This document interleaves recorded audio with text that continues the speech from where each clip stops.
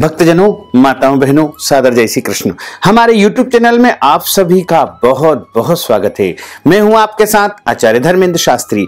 आज हम आपको बताने जा रहे हैं कि साल का जो अंतिम सूर्य ग्रहण हो रहा है वो कब दिखेगा, कहां पर दिखेगा तथा राशियों के ऊपर उसका क्या प्रभाव होगा। ग्रहण का सूतक कब से कब तक लगेगा और ग्रहण के दौरान कौन कौन से नियम आपको पालन करना चाहिए, तो ये संपूर्ण जानकारी इस वीडियो के माध्यम से हम आपको प्रदान करने जा रहे हैं। तो आपसे अनुरोध है कि इस वीडियो को अंत तक जरूर देखिएगा और अधिक से अधिक लोगों को शेयर भी करिएगा। साल 2021 का अंतिम सूर्य ग्रहण मार्गशीर्ष माह के कृष्ण पक्षी अमावस्या तिथि यानी 4 दिसंबर 2021 शनिवार के दिन दिखने जा रहा है और यह ग्रहण अटलांटिका महासागर, दक्षिण अफ्रीका, ऑस्ट्रेलिया और दक्षिण अमेरिका में दिखाई देगा। यह ग्रहण भारत में कहीं पर भी दिखाई नहीं देगा तथा भारत के किसी भी शहर में इसका कोई प्रभाव नहीं होगा और भारत में इसका सूतक काल, पुण्य काल और पर्व काल भी नहीं माना जाएगा, क्योंकि ग्रहण जहां पर दिखाई देता है वहां पर ही इसका सूतक काल, पुण्य काल और पर्व काल माना जाता है। लेकिन ब्रह्मांड में यदि कोई घटनाक्रम घटित होता है तो उसका व्यापक प्रभाव पृथ्वीवासियों के ऊपर अवश्य ही होता है। यद पिंडे तद ब्रह्मांडे, यद ब्रह्मांडे तद पिंडे, यानी ब्रह्मांड में होने वाली प्रत्येक घटना का असर प्रत्येक जीव जंतु, मनुष्य और प्राणी के ऊपर अवश्य ही होता है।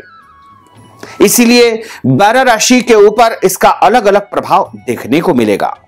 यह ग्रहण 4 दिसंबर 2021 शनिवार के दिन सुबह 10:59 से आरंभ हो जाएगा, जो कि दोपहर 3:07 तक चलेगा और यह ग्रहण भारत के किसी भी शहर में, नगर में, गांव में कहीं पर भी नहीं दिखाई देगा।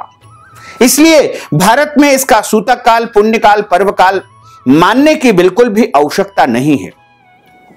नित्य की तरह आप अपना पूजन अर्चन कर सकते हैं और ग्रहण के दौरान गर्भवती माताओं को जो भारत में निवास करती है उनको किसी भी प्रकार के कोई नियम पालन करने की आवश्यकता नहीं है, डरने की आवश्यकता नहीं है, घबराने की आवश्यकता नहीं है। हम इस वीडियो के माध्यम से आपको भय या भ्रमित नहीं कर रहे हैं, वरन हम आपको एक सच्ची और सत्य जानकारी प्रदान करने का प्रयास कर रहे हैं कि आपको इस ग्रहण से न तो घबराने की जरूरत है न ही डरने की जरूरत है। लेकिन ग्रहण चूंकि ब्रह्मांड में घटित हो रहा है इसलिए 12 राशि के ऊपर इसका अवश्य ही प्रभाव होगा, क्योंकि जब जब ग्रहण होता है, सूर्य ग्रहण हो या चंद्र ग्रहण हो, तो राहु और केतु दोनों ही ग्रह मिलकर के सूर्य और चंद्रमा को ग्रसित करते हैं।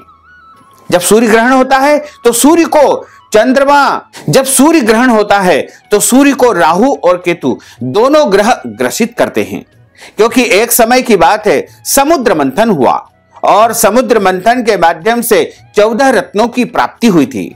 उसमें भगवान धन्वंतरी अमृत कलश लेकर के प्रकट हुए थे और उस अमृत को पीने के लिए देवता तथा दानवों दोनों के बीच में विवाद होने लगा। तब विवाद को सुलझाने के लिए भगवान श्री हरि विष्णु ने मोहिनी रूप धारण किया था और मोहिनी स्वरूप भगवान श्री हरि नारायण अमृत का बंटवारा कर रहे थे। एक पंक्ति में उन्होंने देवताओं को बिठा दिया तथा दूसरी पंक्ति में उन्होंने दानवों यानी राक्षसों को बिठा दिया और कहा कि मैं अमृत का बंटवारा करूंगा, आप दोनों अलग अलग पंक्ति में बैठ करके अमृत का पान कीजिएगा। सबसे पहले भगवान श्री हरि नारायण जिन्होंने मोहिनी रूप धारण किया था वो देवताओं को अमृत पान करवाते जा रहे थे और देवताओं की पंक्ति में आकर के राहु नामक दैत्य बैठ जाता है। छल से वह भी देवताओं के साथ मिलकर के अमृत का पान कर लेता है। जैसे ही सूर्य और चंद्रमा ने देखा कि यह तो देवताओं की पंक्ति है और इसमें राहु नामक राक्षस आकर के अमृत का पान कर रहा है, अमृत पी रहा है, तत्काल भगवान श्री हरि नारायण जो कि मोहिनी रूप धारण किए थे उनसे शिकायत कर देते हैं। भगवान नारायण अपना सुदर्शन चक्र उठाते हैं और राहु नामक दैत्य का मस्तक धड़ से अलग कर देते हैं। चूंकि वह अमृत का पान कर चुका है इसलिए उसके दोनों अंग अमर हो गए हैं, दोनों अंग अलग अलग गिर जाते हैं, लेकिन वह मरता नहीं है और भगवान की शरण में जाकर के गिर जाता है। भगवान उन्हें वरदान देते हैं कि जाओ राहु, आज से तुम नवग्रहों में स्थान प्राप्त कर लोगे और तुम एक नहीं वरन 2 ग्रह कहलाओगे। एक का नाम राहु होगा और दूसरे का नाम केतु होगा। उसके पहले 7 ग्रह थे, उसके बाद से 9 ग्रह बन चुके हैं। अब चूंकि चंद्रमा और सूर्य ने राहु की शिकायत भगवान नारायण से कर दी है, इसलिए उनसे शत्रुता रखते हैं और समय समय पर ग्रहण के रूप में उनको ग्रसित करते रहते हैं। इसी कारण सूर्य ग्रहण और चंद्र ग्रहण की स्थिति निर्मित हो जाती है। चूंकि राहु नामक दैत्य और केतु नामक दैत्य दोनों ही नवग्रह में पावरफुल स्थिति में आकर के सूर्य और चंद्रमा को ग्रसित करते हैं और ग्रहण की स्थिति निर्मित हो जाती है। तो इस बार 4 दिसंबर 2021 शनिवार के दिन राहु और केतु दोनों ग्रह सूर्य ग्रह को ग्रसित करेंगे। इस कारण से सूर्य ग्रहण की स्थिति निर्मित होगी। चूंकि यह ग्रहण भारत में कहीं पर भी दिखाई नहीं देगा, इसलिए भारत में इसका कोई भी नियम पालन करने की आवश्यकता नहीं है। यहां पर सूतक काल, पुण्यकाल और पर्वकाल नहीं माना जाएगा, लेकिन 12 राशियों के ऊपर इस सूर्य ग्रहण का अवश्यमेव प्रभाव होगा। तो चलिए अब हम आपको बताते हैं कि 12 राशि वालों के ऊपर इसका क्या प्रभाव होने वाला है, कौन सी राशि वालों को इस ग्रहण से फायदा होने वाला है तथा कौन सी राशि वालों को इस ग्रहण के कारण नुकसान हो सकता है। चलिए सबसे पहले बात करते हैं मेष राशि की। मेष राशि के लिए यह ग्रहण शुभ नहीं है। ग्रहण के बाद मेष राशि वाले जो व्यक्ति है उनके स्वास्थ्य में गिरावट आ सकती है। उनको वाहन सावधानी पूर्वक चलाना चाहिए, अन्यथा कोई दुर्घटना घटित होने की परम संभावना है। इसलिए सचेत रह करके वो ड्राइविंग करेंगे तो उनके लिए अति उत्तम रहेगा। और उपाय के रूप में ग्रहण समाप्ति के पश्चात उनको स्नान करने के बाद भगवान हनुमान जी के मंदिर में सिंदूर अवश्य चढ़ा देना चाहिए, जिससे ग्रहण का कोई भी दुष्प्रभाव उनके ऊपर बिल्कुल नहीं होगा। अब हम बात करते हैं वृषभ राशि की। वृषभ राशि वालों के लिए यह ग्रहण अत्यंत शुभ रहने वाला है। उनको धन लाभ होगा, मान सम्मान उनका बढ़ेगा। इसके अलावा राजनीतिक तथा सामाजिक क्षेत्र में भी उनकी पद प्रतिष्ठा बढ़ने वाली है। उनको मान सम्मान मिलेगा, यश मिलेगा, नया पद उनको प्राप्त हो सकता है। यदि नौकरी में है तो उनको पदोन्नति के उत्तम अवसर प्राप्त हो सकते हैं और व्यापार करते हैं तो वहां पर नए एग्रीमेंट हो सकते हैं। नया व्यापार, नया सौदा उनके माध्यम से शुरू हो सकता है। इस ग्रहण का और भी अधिक शुभ फल वो प्राप्त करना चाहते हैं तो ग्रहण समाप्ति के पश्चात शंकर भगवान के मंदिर में कच्चे दूध का दान करना चाहिए। ऐसा करने से उनको और अधिक शुभ फलों की प्राप्ति होगी। अब हम बात करते हैं मिथुन राशि की। मिथुन राशि वालों के लिए यह सूर्य ग्रहण अत्यंत शुभ रहेगा। किसी पुराने विवाद से उनको छुटकारा मिलेगा, उनकी इच्छाएं पूर्ण होने लगेगी, रुका हुआ धन भी उनको प्राप्त हो सकता है और जो काम बहुत दिनों से अटका हुआ है, रुका हुआ है, उसमें भी गति आएगी या वह काम पूर्ण भी हो सकता है। और अधिक शुभ फल प्राप्ति के लिए भगवान गणेश जी के मंदिर में बेसन के लड्डू उनको चढ़ाना चाहिए। अब हम बात करते हैं कर्क राशि की। कर्क राशि वालों के लिए यह सूर्य ग्रहण शुभ नहीं है। उनको इसके कारण मानसिक तनाव रहेगा, दबाव रहेगा और मित्रों से अकारण वाद विवाद की स्थिति निर्मित हो सकती है। इसलिए उनको मित्रों के साथ सोच समझ करके बातचीत करना चाहिए, सोच समझ करके व्यवहार करना चाहिए और कई प्रकार के जो है विघ्न उनके कार्यों में उपस्थित हो सकते हैं। संतान की ओर से भी तनावपूर्ण स्थिति निर्मित हो सकती है। अब हम बात करते हैं सिंह राशि की। सिंह राशि वालों के लिए यह ग्रहण शुभ व धन लाभ का संकेत दे रहा है, यानी इनको रुका हुआ पैसा प्राप्त होगा।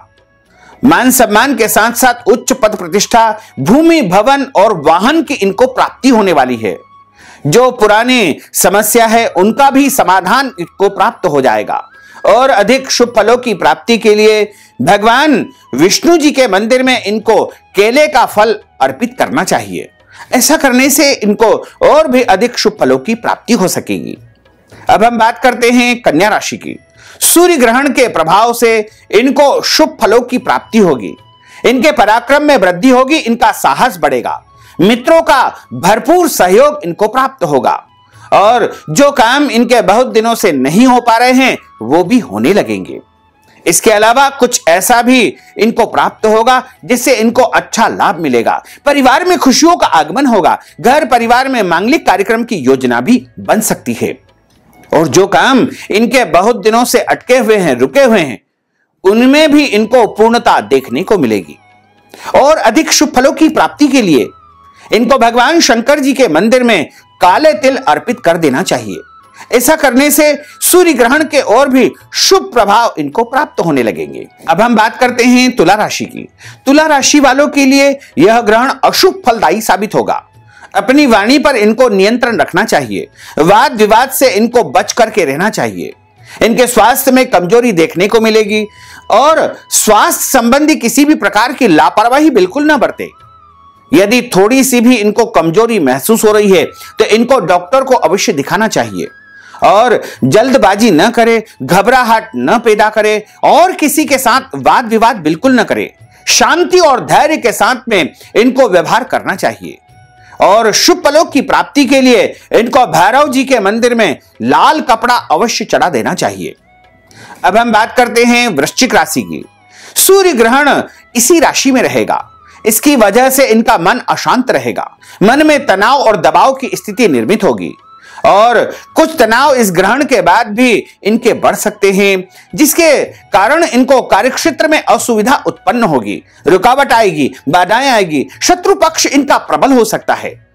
और जो काम इनके होने वाले हैं उनमें भी अचानक रुकावट या समस्या इनको देखने को मिलेगी।